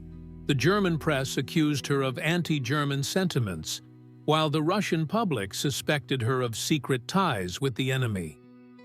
The First World War marked the final collapse of dynastic diplomacy. Nicholas and Wilhelm, cousins by marriage, found themselves on opposite sides of the front. Their last correspondence before the war was full of mutual reproaches and bitterness. Family ties could not withstand the test of national interests. The tragedy of dynastic marriages lay in their inherent doom. In an era of nationalism and geopolitical rivalry, the personal ties of monarchs could not determine the policies of states. The attempt to use family feelings to solve political problems was an anachronism that cost all participants dearly. The last chance to prevent disaster was missed, not because of the ill will of politicians, but because of the objective logic of historical development. The era of dynastic diplomacy was irrevocably gone, giving way to an era of mass politics and total wars. On June 28, 1914, shots rang out in Sarajevo, burying old Europe. Archduke Franz Ferdinand, heir to the Austro-Hungarian throne, was assassinated by Serbian terrorist Gavrilo Princip. A month later, Europe was plunged into a war that claimed the lives of millions of people and destroyed 4 empires. At the center of this catastrophe was the final confrontation between 2 great dynasties, the Romanovs and the Hohenzollerns. Nicholas II received the news of the outbreak of war with deep sorrow. In a telegram to his cousin, Kaiser Wilhelm, he wrote, "I foresee that very soon I will be overwhelmed by irresistible pressure and will be forced to take extreme measures that will lead to war." The Russian emperor hoped to avoid conflict until the weighty, very last moment, but the mobilization of Austro-Hungarian troops against Serbia made Russian intervention inevitable. Kaiser Wilhelm also did not want a major war. The German Empire was thriving in peace, its economy was developing rapidly, and trade was growing at a record pace. War meant uncertainty, huge expenses, and unpredictable consequences. In a reply telegram to Nicholas, the Kaiser pleaded, "Try to stop your military from taking rash action. The peace of Europe depends on your decision." But the logic of military preparations proved stronger than dynastic feelings. Russian mobilization against Austria-Hungary automatically meant a threat to Germany. Alliance obligations left Berlin no choice. The German Schlieffen Plan called for a lightning strike against France through Belgium to avoid a war on two fronts. The violation of Belgian neutrality drew England into the conflict. On August 1, 1914, Germany declared war on Russia. On the same day, German ambassador Count Friedrich von Pourtalès, with tears in his eyes, handed Russian Foreign Minister Sergei Sazonov a note declaring war. The diplomat sincerely lamented the collapse of his many years of efforts to preserve peace between the two empires. Mobilization in Russia took place with an unprecedented patriotic upsurge. St. Petersburg was renamed Petrograd. German shops were ransacked by patriotic crowds, and German surnames were hastily Russified. Anti-German sentiment reached such a fever pitch that Alexandra Feodorovna, despite having lived in Russia for 20 years, became the subject of suspicion of espionage. Similar processes were taking place in Germany. Russian subjects were interned as potential spies. Russian culture was declared barbaric, and Slavs were proclaimed an inferior race incapable of civilized existence. Wilhelm II publicly stated, "We are not just at war with Russia, but with Asian despotism, which threatens European civilization."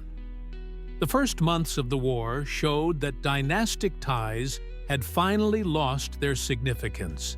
Nicholas and Wilhelm no longer corresponded. Their last exchange of telegrams ended with mutual accusations of starting the war. Family photographs were removed from the palaces, and relatives became enemies. The fate of Alexandra Feodorovna was particularly tragic. Russian society increasingly suspected the Empress of having secret ties to the enemy. Her German origins, her reserved nature, her influence on her husband. All this fueled rumors of a German party at court. The Duma was rife with accusations of treason, and the press openly demanded that the German woman be removed from public affairs. The military failures of the early years of the war only intensified anti-German sentiment in Russian society. Defeats in East Prussia, the retreat from Galicia, the loss of Poland.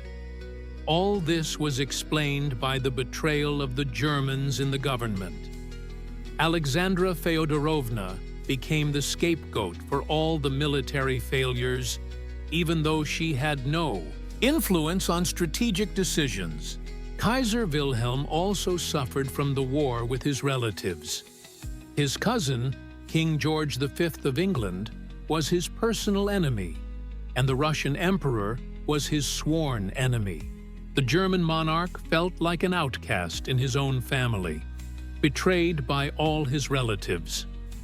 In private conversations, he said bitterly, "I thought that family ties meant something." It turns out that politics is stronger than blood. The 1917 revolution in Russia was a blow to the Kaiser. Despite all the hostility, he retained his respect for Nicholas as a crowned brother. The Kaiser saw the abdication of the Russian emperor as a harbinger of his own fate. In a letter to his wife, he wrote, "If they can overthrow the Russian Tsar, what awaits us? Monarchy in Europe is dying." The Treaty of Brest-Litovsk, concluded by the Bolsheviks with Germany in March 1918, formally ended the war on the Eastern Front. But for the dynasties, it was a Pyrrhic victory. The Romanovs had already been overthrown, and the Hohenzollerns were living out their last months. Revolutionary Russia and Republican Germany had no need for dynastic games. The last months of the war were agonizing for both dynasties. In Russia, the Tsar's family was under arrest, first in Tsarskoye Selo, then in Tobolsk, and finally in Yekaterinburg. In Germany, the Kaiser was losing control of the situation, and revolutionary sentiments were sweeping through the army and navy. The old world was collapsing before the eyes of its creators. On the night of July 16th to 17th, 1918, Nicholas II, Alexandra Feodorovna, and their children were shot in the basement of the Ipatiev house. The Romanov dynasty ceased to exist in the fire and blood of the Russian Revolution. 4 months later, Kaiser Wilhelm abdicated the throne and fled to Holland.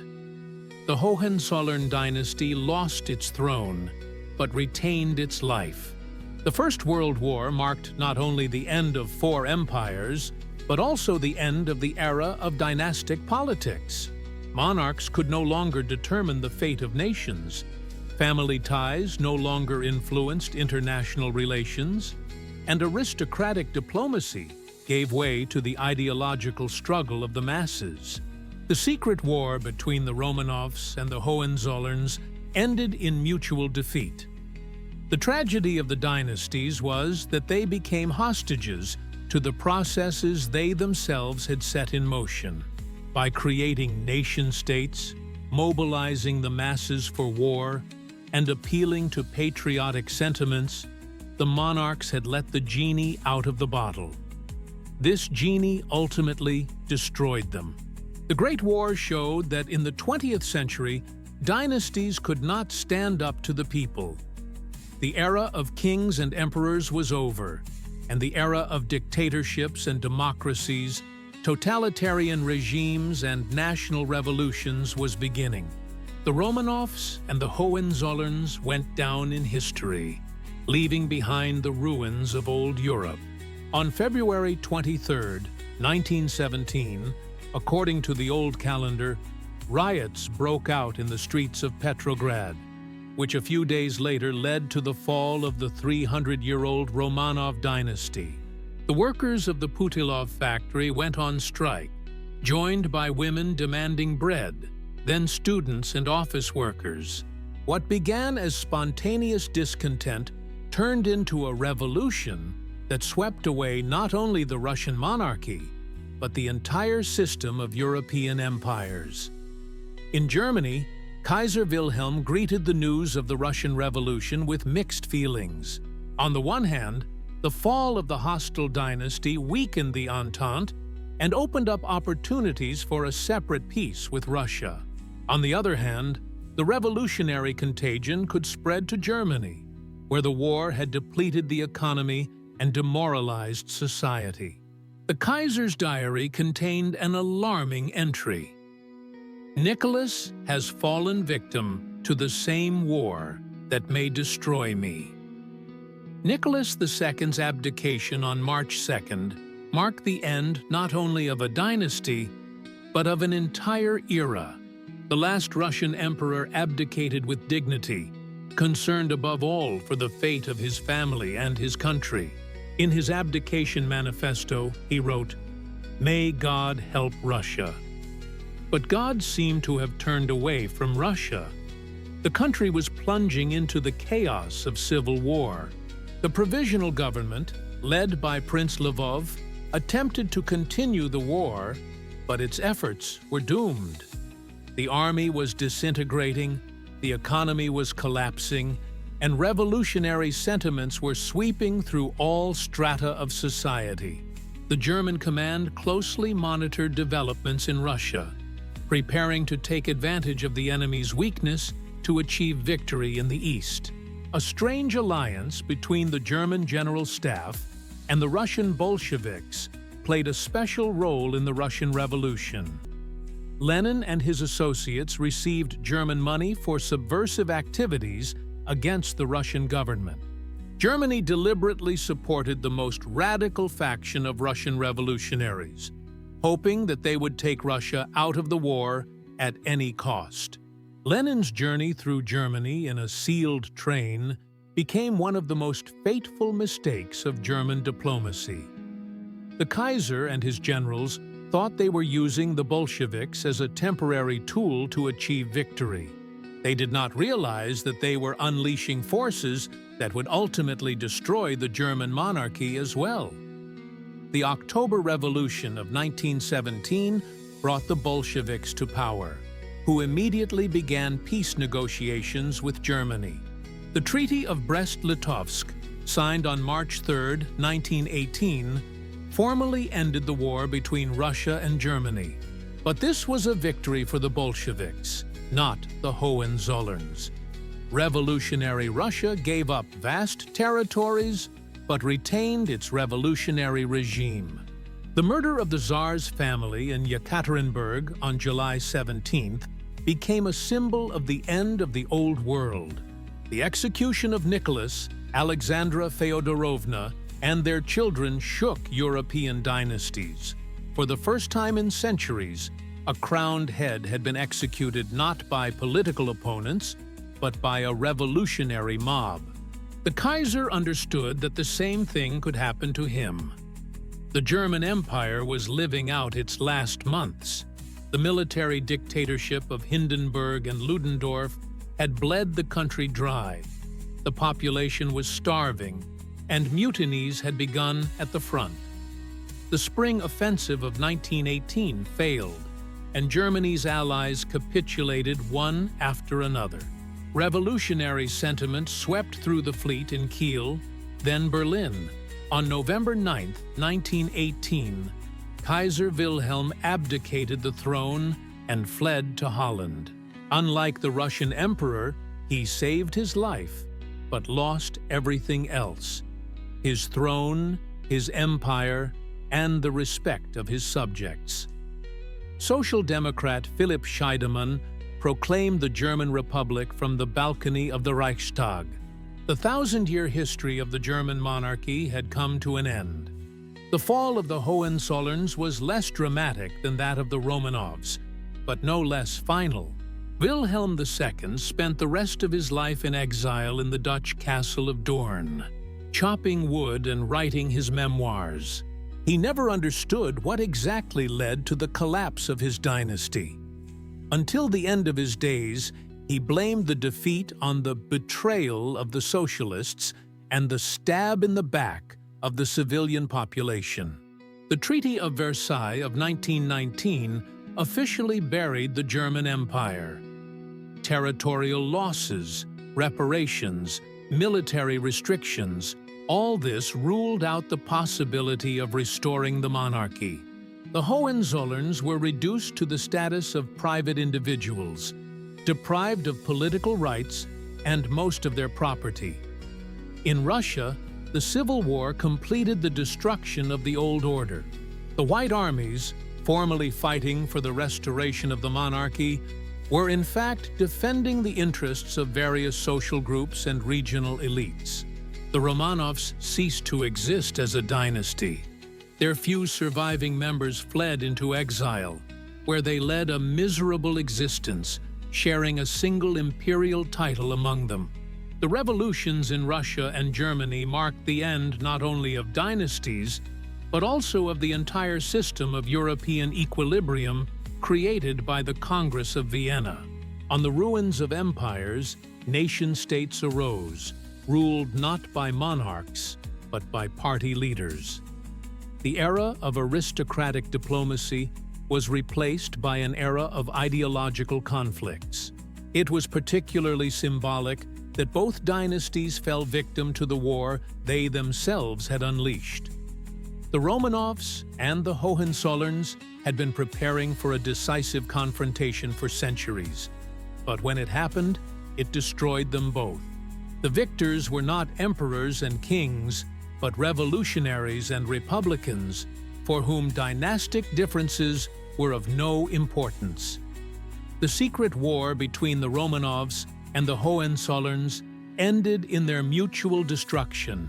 Neither dynasty achieved its goal of domination in Europe. Instead, they paved the way for forces that made the very idea of dynastic rule an anachronism. Monarchies gave way to dictatorships and democracies, and the aristocracy gave way to party nomenclature. The revolutions of 1917 to 18 became the watershed between the old and new worlds. The dynasties that had determined the fate of Europe for centuries disappeared in the fires of revolution and war. They were replaced by new forces that redrew the map of the continent during the 20th century and changed the very nature of political power. The end of empires was inevitable. They were unable to adapt to the demands of industrial society and mass politics. The Romanovs and the Hohenzollerns became the last victims of their own archaism, unable to understand that the time of dynasties was irrevocably gone. On November 11, 1918, in Marshal Foch's train carriage in the Compiègne forest, an armistice was signed, ending World War I. But for the Romanov and Hohenzollern dynasties, the war had ended even earlier, with the fall of their empires and the flight of their last representatives into exile. The secret confrontation, which lasted 3 centuries, ended in mutual destruction, but its consequences determined the development of Europe throughout the 20th century. The collapse of 2 great empires created a huge power vacuum in the center of the continent. The Soviet Union emerged in place of the Russian Empire, a fundamentally new type of state that rejected not only monarchical but also traditional European values in general. Germany became a republic, but a weak, humiliated republic torn apart by internal contradictions. The balance of power that the Romanovs and the Hohenzollerns had tried to establish in their favor was completely destroyed. The Versailles system, created by the victors, was built on a denial of the historical experience of Russian-German relations. The Western powers proceeded from the assumption that Germany and Russia should be permanently divided, weakened, and deprived of the opportunity to cooperate. Poland, restored as an independent state, was to become a sanitary cordon between 2 potentially dangerous neighbors. But the architects of the Versailles Peace underestimated the inertia of historical processes. The geographical location of Germany and Russia, their complementary economic interests, and their shared dissatisfaction with the post-war order all created the conditions for a new rapprochement. The Rapallo Treaty of 1922 between the Weimar Republic and Soviet Russia showed that the traditional ties between the 2 countries were stronger than their ideological differences. The rise to power of the National Socialists in Germany in 1933 revived the Russian-German confrontation in a new, even more brutal form. Adolf Hitler, driven by racist ideas of living space, planned to destroy not only Soviet power, but also the Russian people themselves as an inferior race. This was no longer a dynastic war for influence, but a struggle for annihilation. Joseph Stalin, in turn, saw Nazi Germany as a mortal threat, not only to the USSR, but to the entire Slavic world. The Soviet leader understood that, unlike the kaisers, who only wanted to subjugate Russia, Hitler planned its physical destruction. This made compromise impossible and war inevitable. The Molotov-Ribbentrop Pact of 1939 was the last attempt to avoid catastrophe by dividing spheres of influence. But this agreement only delayed the inevitable clash. On June 22, 1941, the Great Patriotic War began, the final battle between Russia and Germany for the right to exist.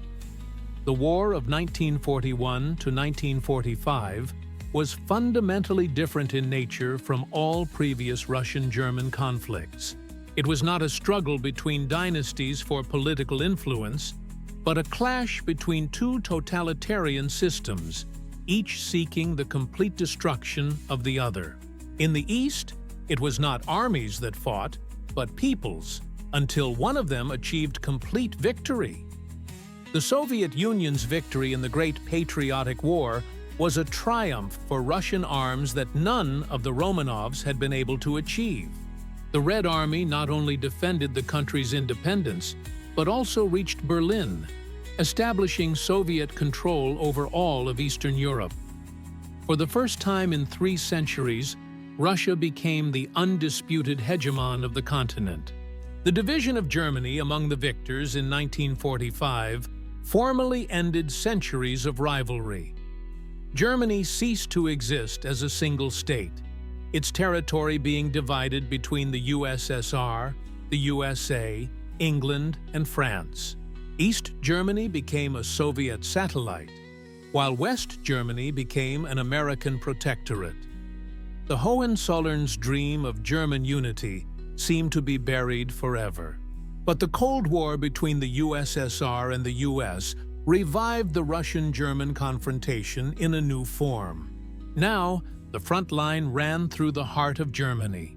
The Berlin Wall became a symbol of the division not only of the city, but of the entire continent. East and West Germany became the outposts of two hostile blocs, ready for a new world war. The reunification of Germany in 1990 and the collapse of the USSR in 1991 created a fundamentally new situation in Europe. For the first time in 300 years, Russia and Germany were no longer rivals, but potential partners. The disappearance of ideological barriers opened up opportunities for cooperation based on mutual benefit rather than geopolitical confrontation. However, the legacy of the secret war proved to be enduring.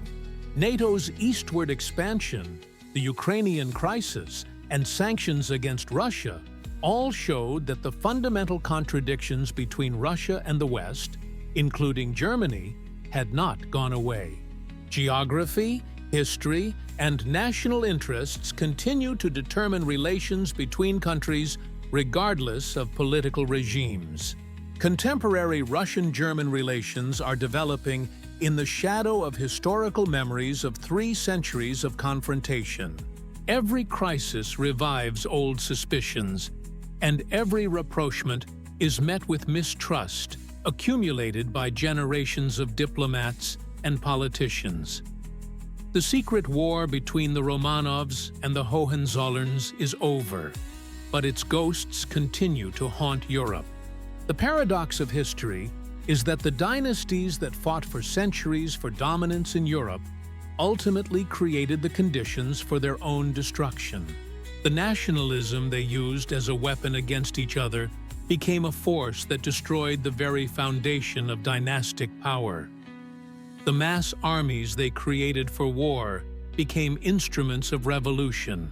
The secret war between the Romanovs and the Hohenzollerns had a decisive influence on the formation of modern Europe. The 3 partitions of Poland, the Napoleonic Wars, the unification of Germany, World War I, all these events were links in a chain stretching from Peter the Great to Nicholas II. Dynastic rivalry determined the borders of states, the fate of peoples, and the very structure of the continent. The lessons of the secret war remain relevant today. They show that geopolitical rivalry has its own logic, which is stronger than the personal sympathies of rulers. That dynastic marriages cannot overcome fundamental contradictions in national interests. That attempts to achieve hegemony by force lead to the creation of coalitions of opponents. And that in the end, it is not the strongest who wins, but the one who best adapts to a changing world. The Romanovs and the Hohenzollerns are now history, but their legacy lives on in modern politics. Russia and Germany remain key players on the European stage, and the nature of their relationship largely determines the fate of the continent. The secret war is over, but its consequences will be felt for a long time to come.